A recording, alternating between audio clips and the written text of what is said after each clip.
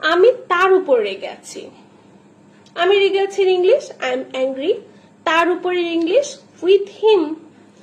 তার উপরের English with him. আমি তাদের উপর রেগে আছি যদি বলতাম এটা, তাহলে কি হতো? আমি রেগে আছি ইংলিশ আই এম অ্যাংরি তাদের উপর উইথ দেম। তাদের ইংলিশটা দেম। আসসালামু আলাইকুম everyone, welcome to study line. আজকে আমরা শিখবো খুব সহজে কি করে ইংরেজিতে কথা বলা যায়, তার সেন্টেন্স গুলো মেক করা।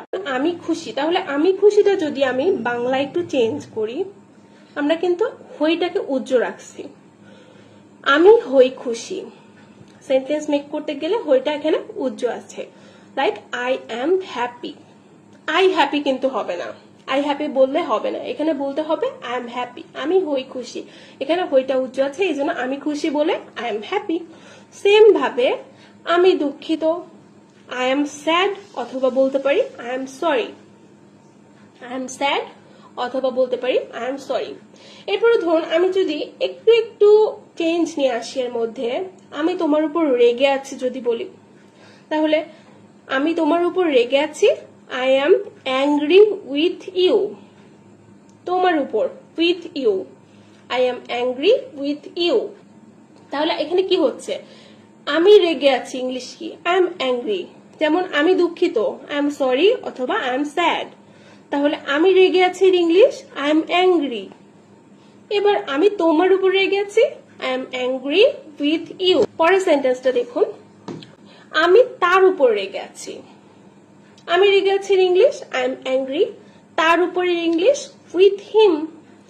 তার উপরের ইংলিশ উইথ হিম। আমি তাদের উপর রেগে আছি যদি বলতাম এটা, তাহলে কি হতো? আমি রেগে আছি ইংলিশ আই এম অ্যাংরি তাদের উপর উইথ দেম। তাদের ইংলিশটা দেম। তাহলে আমি তার উপর রেগে আছি I am angry with him. আমি তাদের উপর রেগে আছি I am angry with them. মা তোমার উপর রেগে আছে। মা তোমার উপর রেগে আছে। Mother is angry with you. Mother is angry with you. এখানে জাস্ট আয়ের জায়গায় মাদার ইউজ করছি। আর মাদার যখন থার্ড পার্সন হচ্ছে তখন তো আর এম হবে না, তখন ইজ হবে। আয়ের পরে এম ইউজ হয়, কিন্তু যখন মাদার বা হি সি আমরা ইউজ করব তখন আমরা তারপরে ইজ ইউজ করব।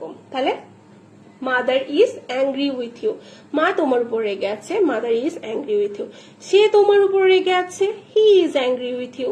এরপরে ইজ ইউজ করছি, মানে থার্ড পার্সনটা যখন হচ্ছে সিঙ্গুলার নাম্বার হিসেবে তখন ইজ হচ্ছে। যদি প্লুরাল নাম্বার হতো থার্ড পার্সনের ক্ষেত্রে তখন কি হতো? আর। প্লুরাল নাম্বারের ক্ষেত্রে আমরা আর ইউজ করি। তাহলে সে তোমার উপর রেগে আছে, he is angry with you. সে তার প্রতিবেশীর উপর রেগে আছে, he is angry with his neighbours.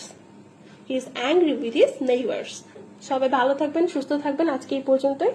ধন্যবাদ সবাইকে।